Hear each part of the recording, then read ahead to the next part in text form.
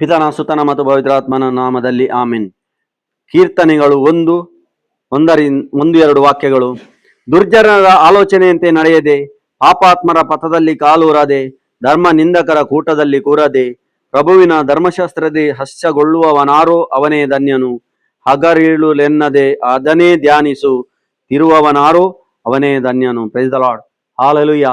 ಈ ವಾಕ್ಯ ನಮಗೆ ದೇವರ ಪ್ರಸನ್ನತೆಯಲ್ಲಿ ಇರಲು ನಮಗೆ ಅನುವು ಮಾಡಿಕೊಡ್ತದೆ.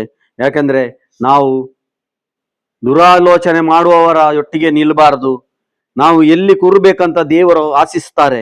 ದೇವರು ಒಳ್ಳೆಯವರೊಟ್ಟಿಗೆ ನಾವು ಕೂರಬೇಕು. ಯಾಕೆಂದ್ರೆ ಈ ಲೋಕ ಕಾಣುವಂತ ರೀತಿಯಲ್ಲಿ ಹೋಗಬಾರದು. ದೇವರ ವಾಕ್ಯದಂತೆ ನಡೆಯುವ ಮಕ್ಕಳೊಟ್ಟಿಗೆ ನಾವು ಇರಬೇಕು. ಅದಕ್ಕೋಸ್ಕರ ದೇವರು ಆಶಿಸ್ತಾರೆ. ಈ ಲೋಕಮಯವಾಗಿ ಹೋಗುವಂತ ಮಕ್ಕಳೊಟ್ಟಿಗೆ ನಾವು ಕೂರದೆ, ದೇವರ ಆತ್ಮ ನಡೆಸುವಂತ ಮಕ್ಕಳೊಟ್ಟಿಗೆ ನಾವು ಕೂತು ದೇವರ ಪ್ರಸನ್ನತೆಯನ್ನು ಅನುಭವಿಸಿ ನಾವು ಜೀವಿಸಬೇಕು. ಅದಕ್ಕೋಸ್ಕರ ನಾವು ದೇವರ ವಾಕ್ಯವನ್ನು ದಿನಾಲು ಧ್ಯಾನಿಸಿ ಅದರಂತೆ ನಡೆಯಬೇಕು.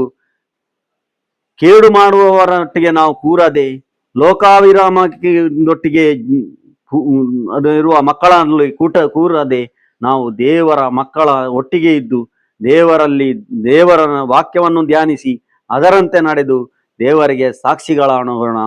ಅದಕ್ಕೋಸ್ಕರ ಶಕ್ತಿಗಾಗಿ ದೇವರಲ್ಲಿ ಪ್ರಾರ್ಥಿಸೋಣ. ಪಿತನ ಸುತನ ಮತ್ತು ಪವಿತ್ರಾತ್ಮನ ನಾಮದಲ್ಲಿ ಆಮೆನ್.